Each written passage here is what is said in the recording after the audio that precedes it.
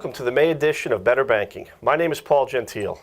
Better Banking TV is all about giving you more power in managing your finances by providing you with the knowledge and information you need to be a better manager of your finances. At Better Banking, we believe financial education doesn't end after high school graduation. It's a lifelong process because the financial industry and all the products it offers is constantly changing, growing, and evolving. That means if you're going to be a successful manager of your finances, you not only have to know what the various financial products are, but also how they are changing to meet the needs of today's consumers. Remember, it wasn't that long ago that the only way to deposit a check was to walk into a bank and hand it over to a teller. Today, with mobile banking and remote capture, you can deposit that check from the comfort of your home. This month, we're going to talk about loans and all that's involved in obtaining a loan from a financial services provider. We're going to take you to Westerly Community Credit Union, where their lenders will explain the lending process. We'll also talk to Greenwood Credit Union about small business loans and how they differ from conventional loans. But first, we want to offer you an insight on what a credit union is and how a credit union differs from your neighborhood bank. Here's Ellen Ford, CEO of People's Credit Union in Middletown, with an explanation. From the outside, banks and credit unions look very similar. We both offer products and services to the customers, or in our case, members. We're both federally insured up to $250,000. Where the difference is on the inside. On the inside, banks operate for a profit. Credit unions operate as a cooperative financial institution owned by its members, not for profit. All the profits of a credit union go back to our members in the form of products, services, better rates, lower fees, and giving back to the community. If you want to know a little bit more about the difference between banks and credit unions, here's 15 reasons why. Ever considered doing your banking at a credit union? More than 100 million Americans do. Maybe it's because they know something, experience something, that makes banking at a credit union so much better and different than doing it elsewhere. Here are 15 reasons that explain the difference and why it makes sense to join a credit union today. A credit union exists only to serve the financial needs of its members. To be a member means you are an owner of the credit union, entitled to all the benefits that come from a member-owned financial cooperative. Like banks, your account at a credit union is insured up to $250,000 by the federal government through the National Credit Union Share Insurance Fund. Credit unions are financial cooperatives controlled by their member owners. There are some 6,500 credit unions in the U.S., but more than 30,000 cooperatives, all sharing common business values and principles. By joining a credit union, you become part of something much bigger. Credit unions don't charge as many fees as banks. It's a fact. You'll be better off as a credit union member than as a bank customer who's paying excessive fees. Credit unions make education for all ages a priority, especially on money management. Some call it financial literacy, others, good financial health. You'll find that credit unions care as much about your financial health as you do. Many credit unions share each other's ATMs and branch locations, creating a nationwide, no-surcharge ATM and shared branch network, bigger than those of the biggest banks. Talk about convenience! Big banks were at the heart of the Great Recession, with their derivatives, hedge funds, and complex mortgage-backed securities. Credit unions were not. Credit unions do not make risky investments. Credit unions are democratically controlled by their members. Rest assured, you will always have a say in how the credit union is run and even who runs it. A common misconception is that if you ever leave your employer, place of worship, or the community where you live, you can no longer bank at your credit union. Not true. Once you are a member, you are always a member. Credit unions guarantee one vote to each account holder, so whether you have $5 or $50,000 in your account, your vote is counted equally. People across the country are discovering the value credit unions offer. Today, there are more than 100 million credit union members in the U.S., with more than $1 trillion on deposit with credit unions.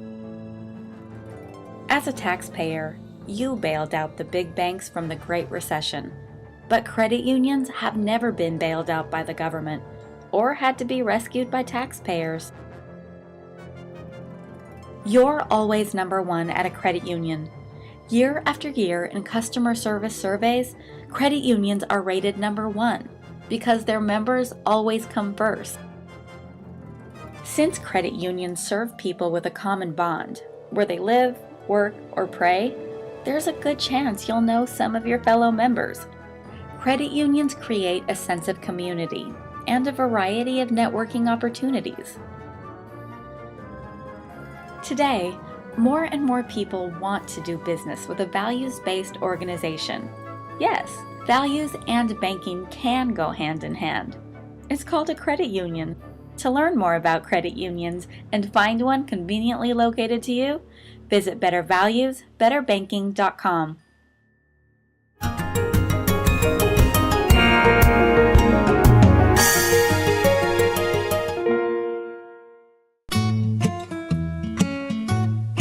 You could pick anything you want. If you don't have a choice, people pick for you.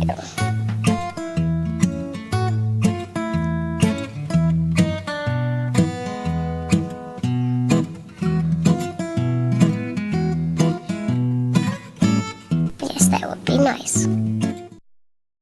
Welcome back. As spring makes its appearance throughout New England, many will begin their hunt to find a new place to call home. And for some, it may be their first home. Securing a mortgage to finance that purchase might just be frightening to some who've never bought a home before.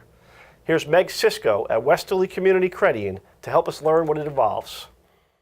Hi, I'm Meg Sisko. I'm from the Westerly Community Credit Union, and I'm here today with our mortgage originators, Jeannie Abate and Jeff Vandervorst, and we're going to speak to you about types of mortgages and the process of applying and getting a mortgage.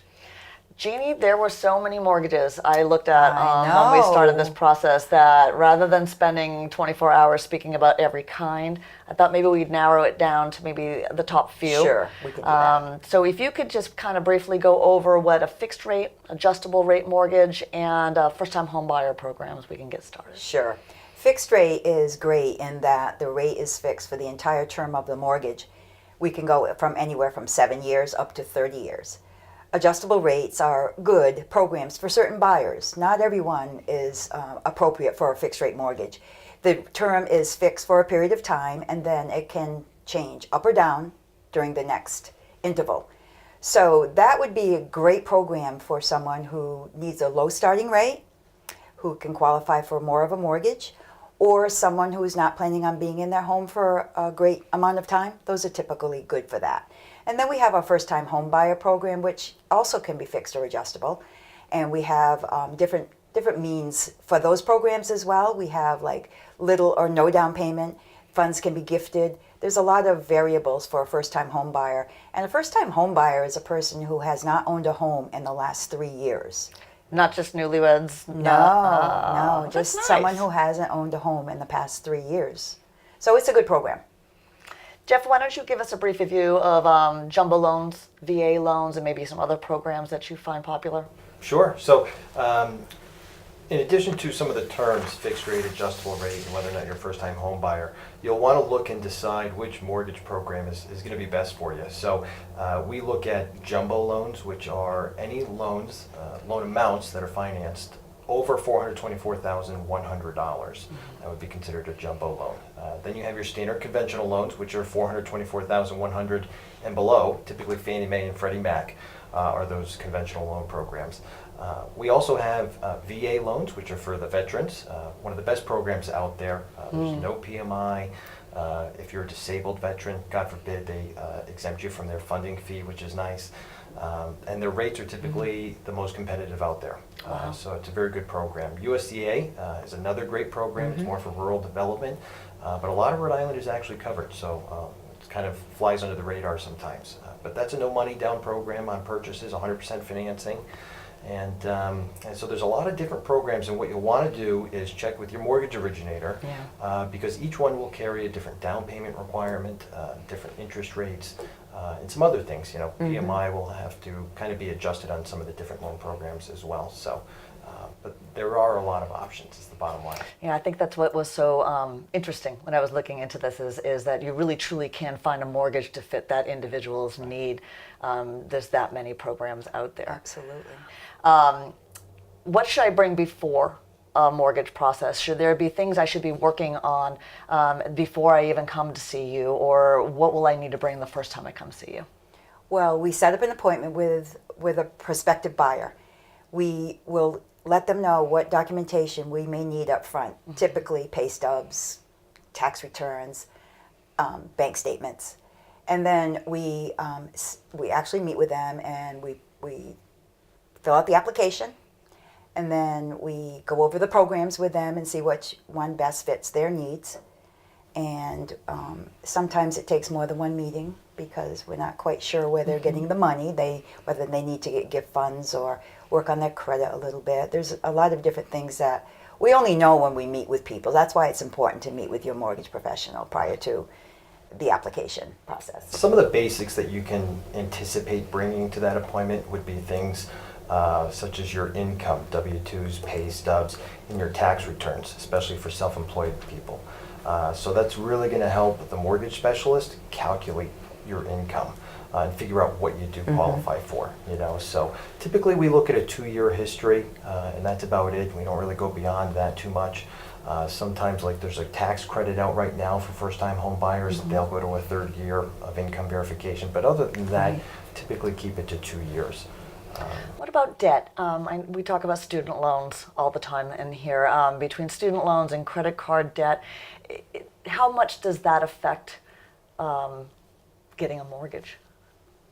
So when it comes to your obligations that you're responsible for paying every month, we look at debt-to-income ratio. Okay. So you know how much of your bills is how much of your income is going out towards bills every month. You know, it has to be under a certain percentage in order to qualify. And that's also how we determine, you know, how much you're eligible for. You know, 100,000, 200,000, 300,000, so on and so forth. All of that is based off that ratio. So it has a very big effect on the process. So we look at all of this before the application is even completely submitted at this point. All this stuff needs to be created or brought forward and looked at, and then I would know at that point how much house that I can afford. Then I apply. Absolutely. What happens then? How long does this process take once I have given you my application? Okay, so you found a home and you've applied for it. We have a purchase and sales agreement. So we meet with the borrower and we fill out some initial disclosures, which are required by the federal and state agencies. We complete the application package, which is a great amount of documentation that we require for the whole underwriting and processing part. We order the title report, we submit it to processing, and the processor will order the appraisal report. And then they go over the income documentation that we have presented and make sure everything is there.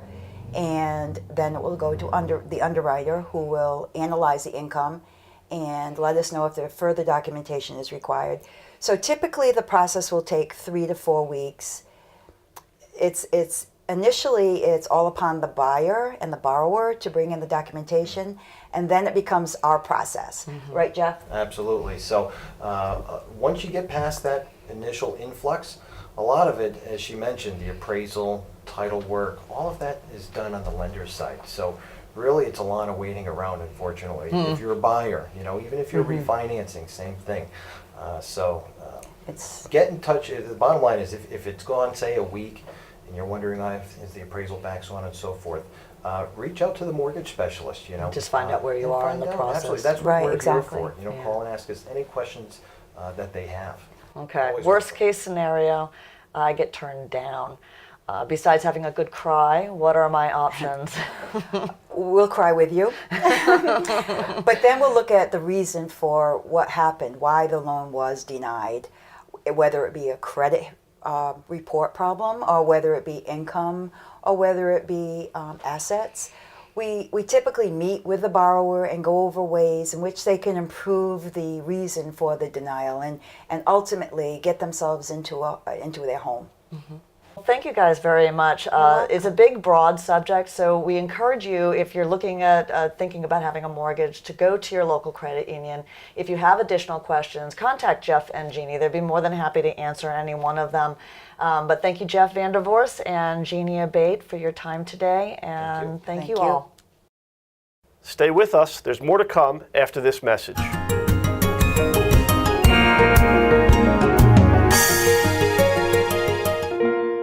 My name is Kelly White. I've been banking at People's Credit Union for over 12 years.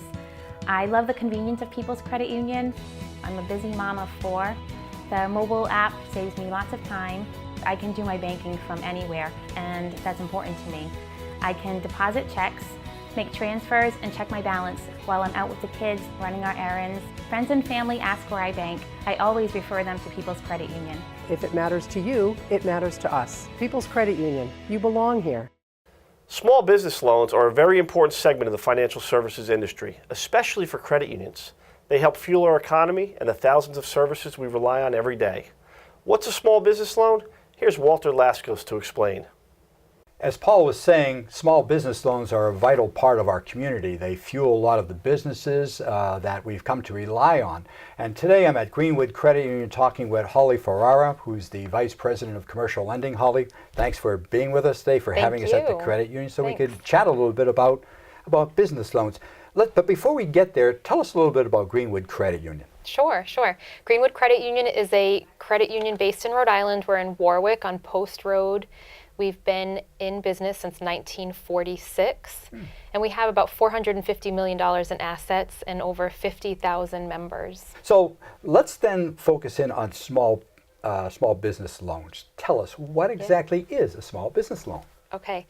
I've been at the credit union for about 5.5 years and manage the commercial lending department. And we focus on small business lending. It's the heart of what we love to do on the commercial side.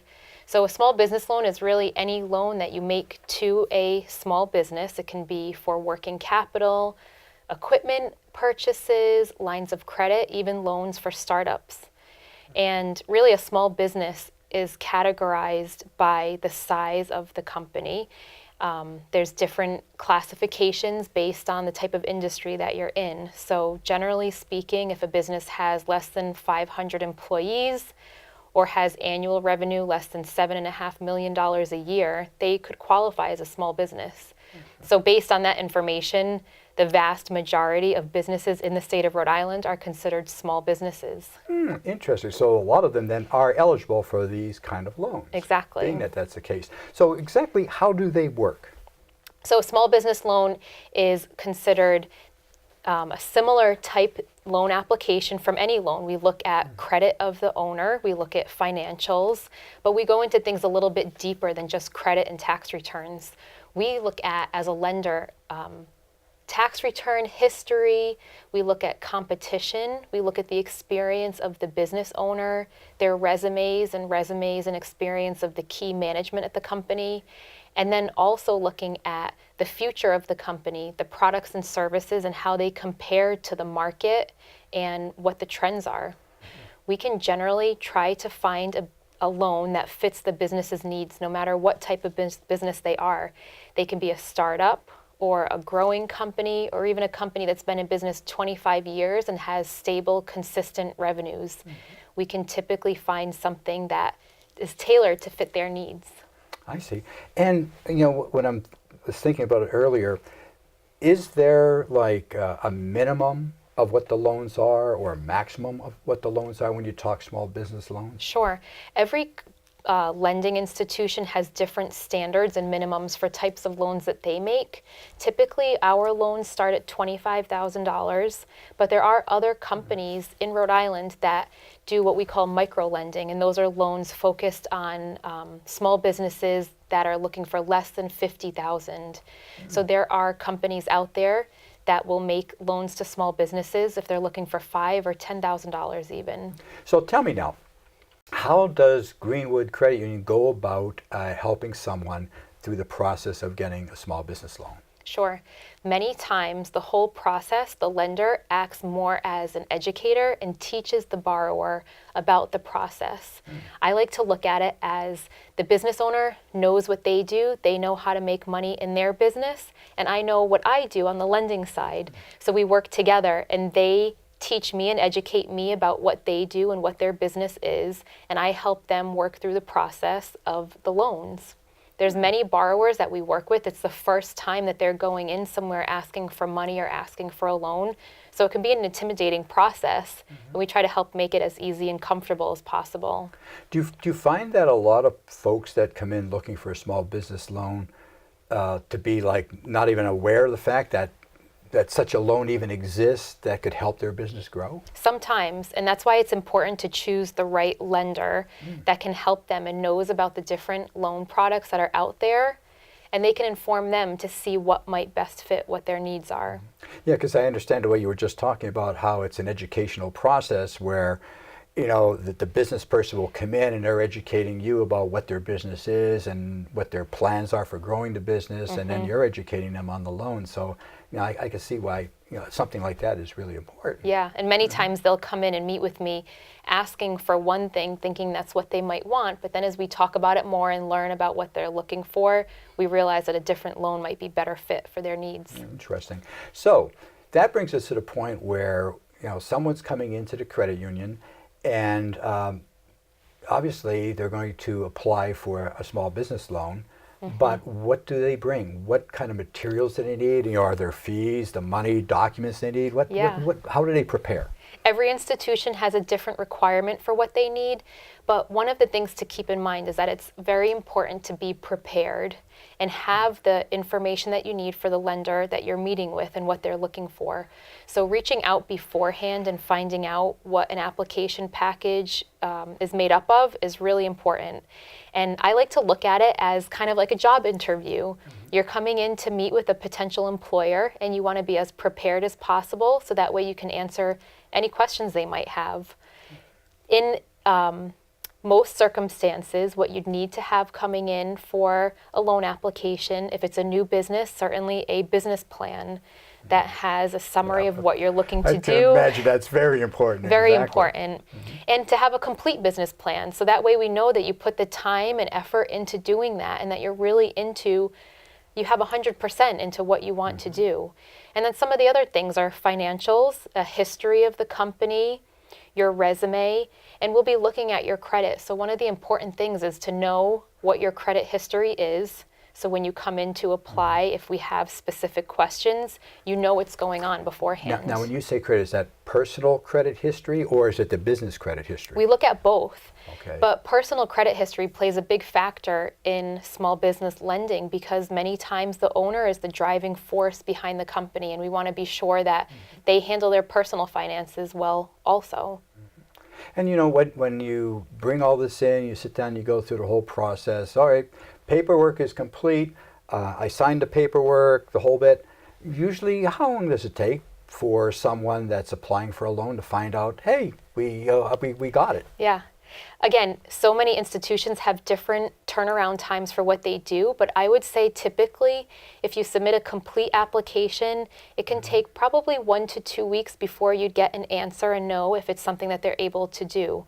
Because during that process, when a lender is looking at an application, they may have questions about numbers or want to speak to your accountant with some questions.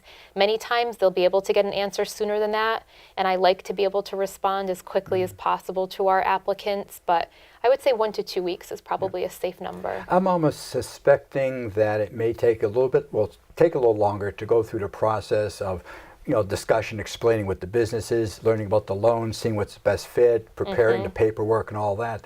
Well, how long does something like that take, that process, before you sign on the line? That's one of the things I love about my job so much because it makes it so interesting learning about the businesses. And what I like to do is when I first speak to someone and send them an application package, once they have everything together, I like to set up an appointment and meet with them at their business location or have them come in and meet with me. And we can talk about all that stuff and I can learn about what they do, what brought them there, why they're so passionate about what they do, and learn about what their business needs are and how we can help them finance everything. Perfect. So, finally, where can someone go if they want to get more information about the business loan? Sure. When you have a credit union, it's a great resource. Call your local credit union. All of the credit unions have a commercial lending department. You can call Greenwood, ask any questions you may have of us. But then the Secretary of State's office and the Rhode Island Commerce Corporation also have great resources set up for people who are growing or starting a small business, and you can reach out to them. Okay. And then lastly, there are small business development centers in Rhode Island that can provide assistance to startup small business owners that have existing businesses for little or no cost at all. Beautiful. Holly, thank you so much for enlightening us about Sure. small business loans. I appreciate it very much. Thank you so much for the opportunity. And we'll be right back after this commercial.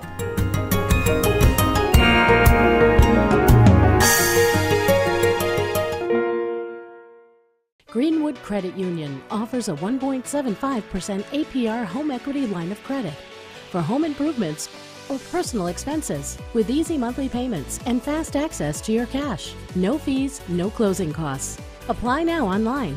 Visit greenwoodcu.org for complete details. You've found the right place to bank anytime and anywhere. Greenwood Credit Union, doing what's right for you and your family for generations. An equal housing lender. In our final presentation today, we'll hear from Gary Furtado, President and CEO of Navigant Credit Union. Here's this month's Credit Union Spotlight.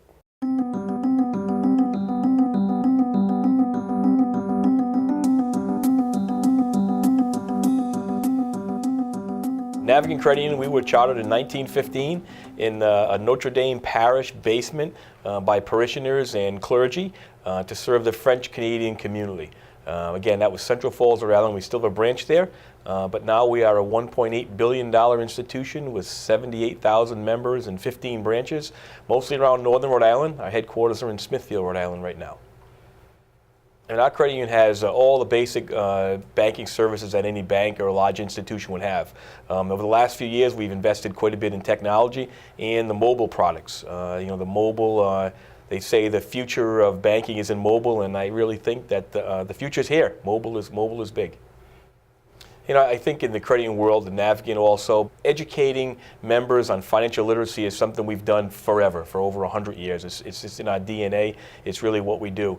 We have first-time home banker seminars, which is a very popular event where we bring people into the credit union and teach them what it takes to be a first-time home buyer, all the ins and outs. So that's very well accepted.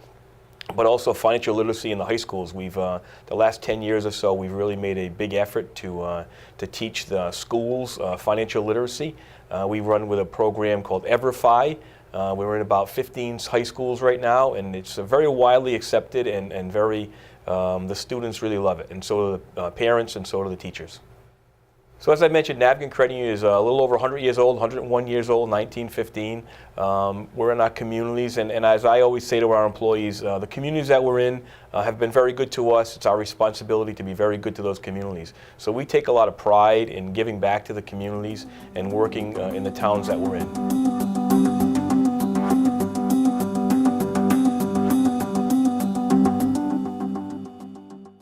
That's our show for the month of May. I'm glad you were able to join us. Hopefully, we're leaving you with some bit of knowledge you did not know before tuning in.